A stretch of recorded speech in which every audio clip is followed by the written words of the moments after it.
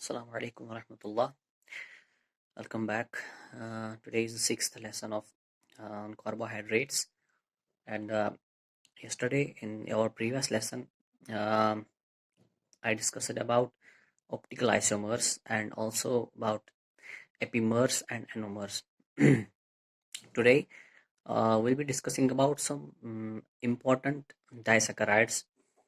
As I earlier told you in my second lesson when I was teaching about the classification of carbohydrates, I told you that oligosaccharides, which have two monosaccharide units, are known as disaccharides. Okay, so these disaccharides, they may be similar. That is, the monosaccharide units in the disaccharides may be similar units, or they may be dissimilar units. That is, one monosaccharide and the other monosaccharide, they can be same or they can be dissimilar. Okay, and the two sugar units, that is the two monosaccharides, they are held together by the glycosidic linkage. That is, in a disaccharide, these in every oligosaccharide, maybe trisaccharide, maybe tetrasaccharide, they are held together by the glycosidic linkage that is formed by the that is because we have two monosaccharide units. So at anomeric carbon of one monosaccharide unit, it reacts with the hydroxyl carbon of the other hydroxyl group. That is a group at carbon, at any carbon, and I will tell you which carbon, and when I will show you how it is written, I will tell you that at that time. uh, and so the anomeric carbon of one monosaccharide unit, it reacts with the hydroxyl group of another, thus forming a glycosidic bond. And these disaccharides, they are abundant in nature. Okay, these disaccharides, based upon the whether these disaccharides are reducing or not, whether they take part in the reduction reactions, they are of two types. One, reducing disaccharides are those disaccharides which have a free anomeric end, which have a free anomeric carbon, and that carbon takes part in the reduction reactions. That is, those disaccharides, we call them reducing disaccharides. For example, we have maltose and we have lactose. And other type of disaccharides is non-reducing disaccharides. They are those types of disaccharides that do not have any free anomeric end, which could have been used in the reduction reaction. So they are known as non-reducing disaccharides. For example, we have sucrose. Okay, talking about maltose, this maltose is made up of two glucose units, alpha D glucose. We have alpha D glucose. Just in our previous lesson, I showed you how an alpha D, what is an alpha D glucose, alpha anomer. Okay, so two alpha D glucose units, they are glucose monosaccharides. They are held together by the glycosidic linkage at carbon 1 and carbon 4 of another. I will show you how here. So I told you there are two alpha D glucose units. Alpha D glucose.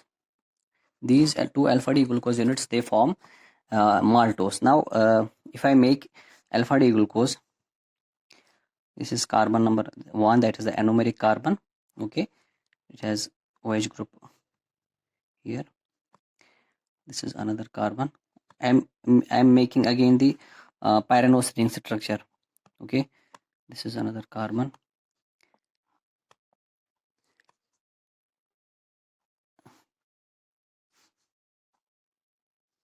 Here, and write it OH, H, H, OH, OH, H. It is H here, and CH2H group on this side. So this is an alpha D glucose, and it has an anomeric carbon at carbon number 1. This carbon number 1 is anomeric carbon, as I told you. So this is alpha D glucose or alpha D glucopyranose. Okay, so in maltose, two alpha D glucose units are linked together by 1,4-glycosidic linkage. Now I am making another alpha D glucose molecule here. This is again the anomeric carbon of another glucose unit. It is also alpha D glucose. Okay, so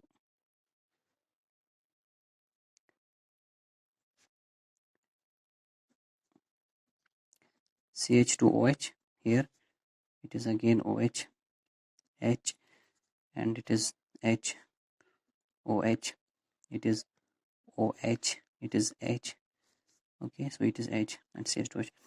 Now these are 2 alpha D glucose units, 2 alpha D glucose units, and if you name this again, naming the carbons, numbering these carbons 1, 2, 3, it is 4, 5 and 6 carbon, and this carbon is the first carbon of this molecule.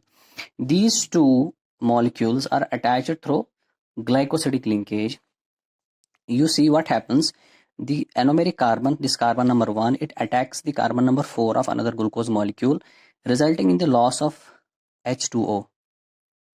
This is a loss, that is water molecule is released, and this oxygen molecule, it comes in between, that is this oxygen molecule, that is these two molecules are bound through oxygen. Okay, so this linkage we call this as glycosidic linkage, glycosidic linkage, and we represent it as like this, O glycosidic linkage. Why do we call it O glycosidic linkage? Because there is oxygen atom involved here. In for example, in glycoproteins or in nucleotides, what happens, there also sugar molecules are also involved. There the oxygen atom is not involved, it is the nitrogen, it is the anomeric carbon that forms the bond with nitrogen. That is why there we call it N glycosidic linkage, N glycosidic linkage, and here we call it O glycosidic linkage because oxygen is involved here. Okay, so now the linkage is between carbon number 1 and carbon number 4. So we when we write the name of this molecule that we get, this compound that we get, we call it glycoside, this molecule that we get now. And how do we name this? We follow certain conventions while naming this molecule.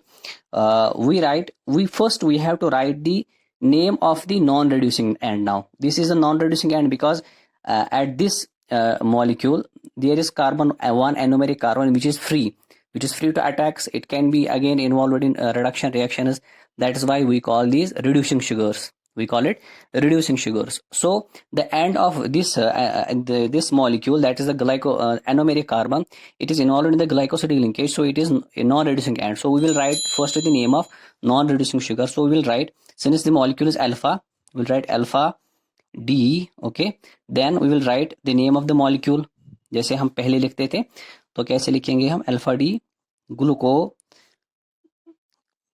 pyranose.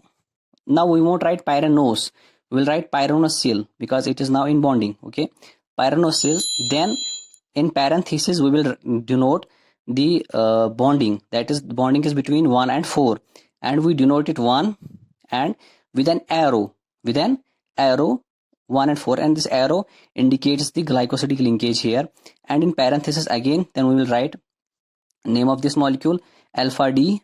Now we will write glucopyranose, So maltose का मैंने structure आपको बनाकर दिखाया.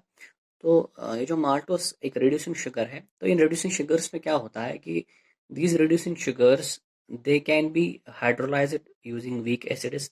When we boil them in weak acids, they release the monosaccharide, they release their monosaccharide units. जो जिन monosaccharide units के वो बने होते हैं, ये disaccharides या ट्राइसैकेराइड जो भी हो, लेकिन रिड्यूसिंग होने चाहिए, जिनका रिड्यूसिंग एंड होता है. So they release their monosaccharide units with acids, and with bases it is seen that they show no reaction with bases. They resist cleavage with bases, so we use acids, weak acids to hydrolyze the to hydrolyze these oligosaccharides.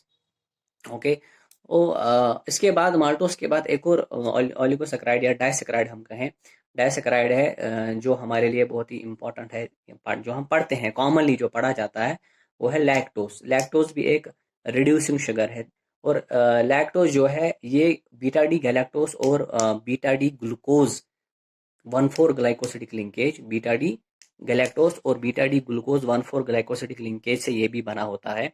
और galactose जो है on hydrolysis, ये galactose जो है ये जो जो हमारा लैक्टोस है, ये गैलेक्टोस और ग्लूकोज को जब इसको हाइड्रोलाइज करते हैं, when we hydrolyse the lactose molecule, when we hydrolyse the lactose on hydrolysis, it yields the galactose and glucose. And this lactose molecule, lactose disaccharide, is made up of galactose and glucose, beta D galactose in 1,4-glycosidic linkage with beta D glucose. Okay, so I am showing you the structure. यहाँ पर हम galactose का structure बनाएंगे, क्योंकि मैंने कहा आपको galactose जो है, ये सॉरी लैक्टोज जो है बीटा डी गैलेक्टोज और बीटा डी ग्लूकोज का बना होता है। ये किन किन मोनोसेक्राइड से बना होता है? बीटा डी गैलेक्टोज और beta D glucose lactose disaccharide. ठीक है, तो यहाँ पर हम बनाएंगे बीटा डी गैलेक्टोज और बीटा डी ग्लूकोज। तो पहले हम गैलेक्टोज बनाएंगे, हमारा बीटा डी गैलेक्टोज,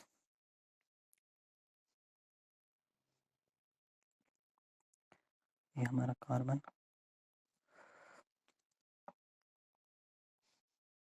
चूंकि गैलेक्टोज भी एक्सोस शुगर है। ठीक है,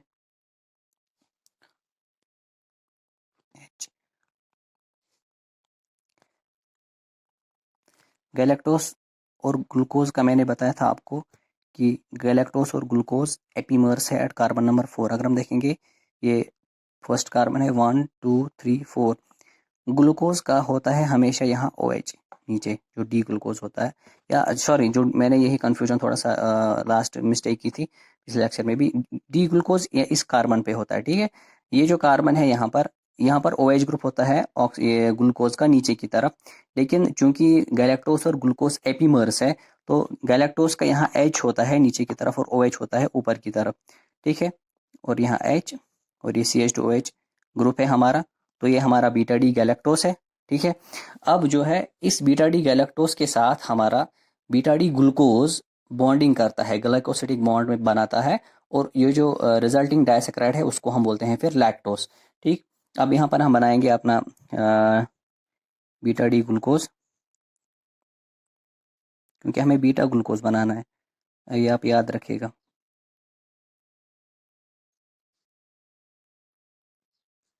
तो बीटा ग्लूकोज में हमेशा ये जो बीटा एनोमर में OH ऊपर की तरफ और H नीचे की तरफ, यहाँ पर OH, यहाँ पर H, यहाँ पर H, यहाँ पर OH और यहाँ पर OH नीचे और H ऊपर, डी ग्लूकोज है H, ये CH2OH हमारा, ये बन गया हमारा बीटा डी ग्लूकोज और ये बन गया बीटा डी गैलेक्टोज।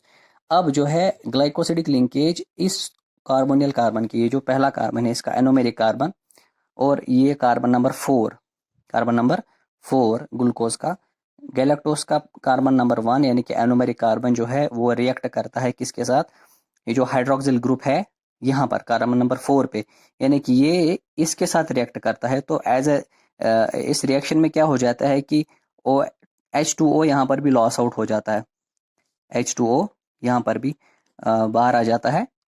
ओके, और ये जो ऑक्सीजन है ये ऑक्सीजन रह जाता है और इसी के थ्रू ग्लाइकोसिडिक लिंकेज होती है, और वो ग्लाइकोसिडिक लिंकेज हम शो करते हैं ऐसे, इसके साथ ऐसे, ये ऐसे।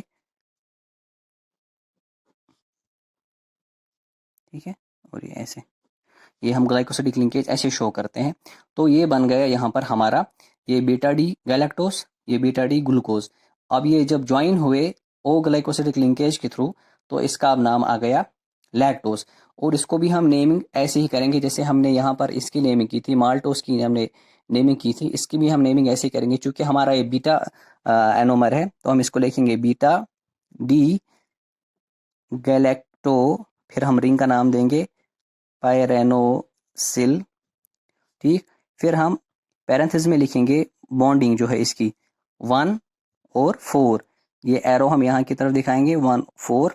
ठीक है, पैरेंथेसिस क्लोज, ये मैंने बताया एरो, ये निशानी है किसकी? ग्लाइकोसिडिक बॉन्ड की। This is how we represent a glycosidic bond here. Okay, 1 4 और यहाँ पर बीटा डी, इसका नाम ग्लूको, ये स्मॉल में होता है यहाँ पर, ये सारा नाम जो है ये स्मॉल में, this is in small letters, glucopyranose. Okay, now ये जो यहाँ पर हमारा कार्बोनिल कार्बन है ग्लूकोज का, this carbonyl carbon of beta D glucose anomeric carbon, since it is free to attacks, it can be attacked and reduction reactions can take place here also. We represent this bond, ये जो bond हम यहाँ पर दिखा रहे हैं इसको हम वेवी लाइन में रिप्रेजेंट करते हैं, ऐसे वेवी लाइन में। क्यों वेवी लाइन में इसको हम रिप्रेजेंट करते हैं? क्योंकि ये जो बॉन्ड है यहाँ पर, ये मैंने कहा था आपको लास्ट लेसन में, अगर आपको याद होगा, म्यूटा रोटेशन से। म्यूटा रोटेशन क्या होती है कि ये जो अल्फा और बीटा एनोमर्स हैं ग्लूकोज के, ये अल्फा और बीटा एनोमर्स आपस में इंटर कन्वर्ट करते हैं। These alpha and beta anomers interconvert, so we show this bonding in wavy patterns, ताकि ये पता चले कि ये जो यहाँ पर एनोमेरिक कार्बन है, ये कभी अल्फा भी बन सकता है, कभी बीटा भी बन सकता है, कभी अल्फा भी कभी बीटा भी, ये कन्वर्ट कर सकता है कभी भी। Okay, because of mutarotations. तो यहाँ पर हम इसको, अगर अब हमारा कोई शुगर है, कोई शुगर मॉलिक्यूल हमारा है जिसमें अब एक और, सपोज ट्रायो शुगर है जिसमें अब एक और मोनोसेक्राइड है, हुआ another monosaccharide unit, then how can we write the name, how do we write the name there? उसमें हम क्या करेंगे कि ये जो दूसरा वाला हमारा है, हम ये जो पहले वाला हमने ऐसे लिखा बीटा डी गैलेक्टोपायरोनोसिल, फिर दूसरे वाले को हम यहाँ पर लिखेंगे, अगर यही हुआ हम लिखेंगे बीटा डी ग्लूकोपायरोनोसिल, और उसके बाद फिर से यही हम फॉलो करेंगे, ये पैरेंथेसिस में फिर से बॉन्डिंग लिखेंगे वहां पर भी, उसके बाद लास्ट में नाम देंगे तीसरे यूनिट का। ठीक है, अगर 4 यूनिट्स में टेट्रोस हुआ, पेंटोस हुआ, तो ऐसे ऐसे हम आगे बढ़ते जाएंगे अपने नेमिंग में। ठीक, ये जो लैक्टोस हमारा है, this lactose is also commonly known as milk sugar, because it is mostly found in milk, okay, and milk products. So we have an enzyme in our body, in our stomach and intestines, that is known as lactase. That lactase enzyme hydrolyzes this lactose and it releases galactose and glucose. But in some individuals, there is lack of lactase enzyme. They lack gene. It is incompetent and it does not produce lactase enzyme, or it produces very less lactase enzyme. So this lactose molecule is not hydrolyzed. What happens then, the intestinal bacteria, they hydrolyze it, they ferment it, क्योंकि bacteria जो है वो fermentation करते हैं, they ferment this lactose sugar and releasing lot of gases that is known as flatulence, flatulence, और उस syndrome को हम कहते हैं lactose intolerance, that is known as lactose intolerance, and that happens in many babies almost, as I remember when our teachers were teaching us, they told us that 10% of the babies born in the world are born with this deficiency, lactase enzyme deficiency, that is lactose intolerance. They are born with this, and वो हमें क्या करना पड़ता है, हमें उनको फिर lactase enzyme देना पड़ता है उन बच्चों को। ये अडल्ट्स में भी हो जाता है, कभी कभी अडल्ट्स जो है उनमें भी लैक्टोस इंटॉलरेंस पैदा हो जाती है due to lack of lactase enzyme.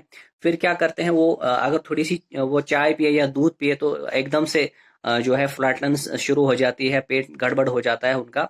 तो उसके लिए जो है उनको क्या करना है कि उनको थोड़ा थोड़ा सा दूध पीना है, they have to drink milk in small quantities until they get adapted to it। धीरे धीरे उनके जो है ये नए से लैक्टेस एंजाइम शुरू हो जाएगा बनना, तो फिर वो आराम से दूध पी सकते हैं, and it is not a big issue. Okay, और हमारा इसके बाद है अब एक और जो मैंने नॉन रिड्यूसिंग शुगर्स की बात की थी। नॉन रिड्यूसिंग शुगर्स में क्या होता है, नॉन रिड्यूसिंग शुगर्स में कोई भी एनोमेरिक कार्बन जो है फ्री एंड में नहीं होता है, there is no free end in non reducing sugars like we have in sucrose. There is no anomeric carbon, there is no free end, and hence that sugar, that disaccharide cannot take part in reduction reactions। तो इसीलिए उनको हम non reducing बोलते हैं। अब हम non reducing sugars में example पढ़ेंगे सुक्रोज की। सुक्रोज, इसको हम केन शुगर भी बोलते हैं। Sucrose, this is the sugar of commerce, and it is mostly produced by the sugar cane and sugar beets। Sucrose में क्या होता है कि ये जो सुक्रोज है इसमें कोई रिड्यूसिंग एंड होता ही नहीं है, क्योंकि इसके दोनों जो कार्बोनिल कार्बन है ये बॉन्डिंग में होते हैं, और इसीलिए इसका कोई रिड्यूसिंग एंड नहीं होता। So it is a non reducing sugar and it does not take part in oxidation reactions. Okay, so it is a major source of carbohydrates sucrose, और इन फोटोसिंथेसिस। और सुक्रोज क्या होता है कि plants में सबसे ज्यादा सुक्रोज बनता है, और स्टोरेज होता है सुक्रोसी। और ये स्टोर कहाँ पर होता है, ये रूट्स में स्टोर होता है, ये ट्यूबर्स में स्टोर होता है, ये सीड्स में स्टोर होता है। और इसकी एक डिस्टिंक्ट, इसकी अपनी खूबी है सुक्रोज की, कि सुक्रोज को ही ज़्यादातर स्टोरेज और ट्रांसपोर्ट फॉर्म ऑफ शुगर कहा माना जाता है। प्लांट्स में ज़्यादातर यही पाया जाता है कि सुक्रोज ही स्टोरेज भी होता है और सुक्रोज ही ट्रांसपोर्ट भी होता है। क्यों? क्योंकि जैसे मैंने बताया ये नॉन रिड्यूसिंग शुगर है, so it is not vulnerable to any oxidative attack. Hence, the plants store and transport their carbohydrate in the form of sucrose. Okay. और सुक्रोज जो हमारा ये एक important dietary source of carbohydrate भी है, और sucrose sweeter than sucrose is also sweeter than any other carbohydrate except fructose. जैसे हमारा ग्लूकोज है, हमारा माल्टोस है, उनसे ज़्यादा स्वीटर होता है इन टेस्ट सुक्रोज ही, लेकिन फ्रुक्टोज से ज़्यादा नहीं होता। और हमारे जो एंजाइम और ये जो सुक्रोज है, इसको हम इंडस्ट्री में भी यूज़ करते हैं as a sweetening agent industries में। जैसे टॉफीज यहाँ पर बनाते हैं, या बाकी का ये आइसक्रीम्स बनाते हैं, आइसक्रीम इंडस्ट्री है, दूसरी फूड इंडस्ट्रीज हैं, और वहाँ पर सुक्रोज यूज होता है एज अ स्वीटनिंग एजेंट। और सुक्रोज जो है ये बना होता है अल्फा डी ग्लूकोज और बीटा डी फ्रुक्टोज का, अल्फा डी ग्लूकोज और बीटा डी फ्रुक्टोज का। ठीक है। और हमारे इंटेस्टाइन्स में we have an enzyme which is known as sucrase. That sucrase enzyme hydrolyses the sucrose in releasing glucose and fructose. Now I तो पहले हम अल्फा डी ग्लूकोज मैंने बताया सुक्रोज में होता है अल्फा डी ग्लूकोज और बीटा डी फ्रुक्टोज। ठीक है, तो पहले हम अल्फा डी ग्लूकोज यहाँ पर बनाएंगे। जैसे हम बनाते थे अल्फा डी ग्लूकोज, हमारा ये हमारा कार्बोनिल कार्बन है। ठीक है, कार्बन चेन हम बना रहे हैं इसकी पहले, और ये ऐसे हमारा ऑक्सीजन यहाँ पर। ठीक, और हमारा एच होगा ऊपर की तरफ, ओ एच नीचे, क्योंकि अल्फा डी ग्लूकोज है। O H H we have H O H, then यहाँ पर O H alpha D alpha. ठीक है, ये एच और ये C H two O H. क्योंकि मैंने बोला था आपको जो अल्डो हेक्सोसिस है, अल्डो हेक्सोसिस और अल्डो पेंटोसिस ज़्यादातर फ्यूर पायरेनोस स्ट्रक्चर बनाते हैं, पायरेन रिंग स्ट्रक्चर पायरेनोस ज़्यादातर बनाते हैं। और जो हमारे कीटो हेक्सोसिस है, जैसे हमारा फ्रुक्टोस है, फ्रुक्टोस कीटो हेक्सोसिस भी बनाते हैं, लेकिन फ्रुक्टोस जो है हमारा वो सबसे ज़्यादा जो पाया जाता है अबंडेंटली बीटा डी फ्यूरेनोस स्ट्रक्चर थे उसका। ठीक है, फ्रुक्टोफ्यूरेनोस वो ज़्यादातर फ्यूरेन रिंग स्ट्रक्चर बनाता है। तो ये हमने पायरेनोस बनाया, पायरेनोस रिंग स्ट्रक्चर। अब हमारा जो फ्रुक्टोस है वो फ्यूरेनोस रिंग स्ट्रक्चर में आएगा, तो हम बनाएंगे फ्यूरेन, यहाँ पर फ्यूरेन रिंग बनाएंगे। वो क्या होती है, 5 कार्बन, जैसे पेंटागन होता है वैसे ही फ्यूरेन होता है, ये ऐसे। ठीक है, ये हमारा कार्बन, फिर यहाँ पर फिर से कार्बन, ये फिर से। ठीक है, और इसकी नेमिंग हम ऐसे करेंगे, देखो ये CH2OH ग्रुप हमारा, CH2OH। ठीक है, और ये हमारा H, ये इसमें आ जाएगा बॉन्डिंग में, ये हमारा OH, फिर ये H, फिर ये OH, H H CH2OH। ठीक है, तो इसमें क्या होता है, ये कार्बन नंबर 1, ये carbon number 2, carbon number 3, carbon number 4, carbon number 5 और ये कार्बन नंबर 6। ठीक है, हमारा फ्रुक्टोस है ये हमारा फ्रुक्टोस, फ्रुक्टोफ्यूरेनोस। ठीक है, अब इसमें क्या होता है, कार्बन 1 और कार्बन 2 जो है 1-2 बॉन्डिंग होते हैं इसमें फ्रुक्टोफ्यूरेनोस में। कार्बन नंबर 1 और कार्बन नंबर 2 इसका फ्रुक्टोस का ये ग्लाइकोसिडिक लिंकेज आपस में बनाते हैं। और वो ग्लाइकोसिडिक लिंकेज कैसे बनती है, OH, ये कार्बन नंबर 1 जो है अगेन फिर से वही हो जाता है, ग्लाइकोसिडिक लिंकेज में फिर से वही, एक ऑक्सीजन रह जाता है और H2O बाहर निकल जाते हैं। H2O बाहर निकल गया यहाँ पर भी ग्लाइकोसिडिक लिंकेज में, और ऑक्सीजन जो है ये ऑक्सीजन बॉन्डिंग में आ जाता है इस कार्बन के साथ, इसके साथ बॉन्डिंग में आता है। तो ये जो लिंकेज यहाँ पर बनी ग्लाइकोसिडिक लिंकेज, और ये 1-2, ये अल्फा और ये बीटा, हमारा बीटा डी फ्रुक्टोज, ये अल्फा डी ग्लूकोज और ये बीटा डी फ्रुक्टोज, और इनकी बॉन्डिंग जो हुई कार्बन 1 यानी कि इसका एनोमेरिक कार्बन और इसका जो फ्रुक्टोसिस, क्योंकि मैंने कहा जो कीटोसिस होते हैं उनके ऊपर भी CH2H ग्रुप होता है पहला, और दूसरा कार्बन उनका एनोमेरिक कार्बन होता है, जैसे मैंने लास्ट लेसन में आपको बताया। तो यहाँ पर एनोमेरिक कार्बन जो है ये बॉन्डिंग में आ गया। ये भी इसका ये जो रिएक्टिव कार्बन था और इसका भी रिएक्टिव कार्बन, दोनों रिएक्टिव कार्बन जो है रिएक्शंस में आ गए, दोनों इन्होंने बॉन्डिंग की, आपस में बंद हो गए। इसलिए अब इस फ्रुक्टोज का कोई और रिएक्टिव कार्बन नहीं बचा, इसका रिएक्टिव सेंटर अब कोई नहीं बचा। इसलिए ये फ्रुक्टोज जो है नॉन रिड्यूसिंग शुगर है, ये एक नॉन रिड्यूसिंग शुगर है। ठीक है, अब हम इसको नाम करेंगे तो कैसे नाम देंगे हम, पहले हमें देना है, चूंकि ये दोनों इसका नॉन रिड्यूसिंग है एंड है, अब इसको हम वही कन्वेंशन देंगे, पहले लेफ्ट साइड फिर राइट साइड। तो इसको हम राइट से लेफ्ट भी दे सकते हैं। ठीक है, हम यहाँ से भी इसको, लेकिन उसके उसके लिए हमें करना है 2 1। जैसे मैं अभी बता रहा हूँ क्या 2 1। देखो पहले हम नाम देंगे अल्फा डी ग्लूको पैरानोसिल। ठीक है, अब मैंने ये पैरेंथेसिस में 1, कार्बन 1 है। ठीक है, और यहाँ से कार्बन 2 है, दोनों आ गए ना। लेकिन अब तक हमने, जब हम ग्लाइकोसिडिक लिंकेज दिखाते थे तो हम तो ऐसे दिखाते थे सॉरी लेकिन जो नॉन रिड्यूसिंग शुगर्स होते हैं उनकी जो ग्लाइकोसिडिक लिंकेज है वो हम ऐसे दोनों साइड से दिखाते हैं, एरो को हम दोनों से डबल हेडेड एरो हम दिखाते हैं, उसमें जो क्या होते हैं नॉन रिड्यूसिंग शुगर्स होते हैं। ठीक है, 1 2, और यहाँ से हम लिखेंगे बीटा डी फ्रुक्टो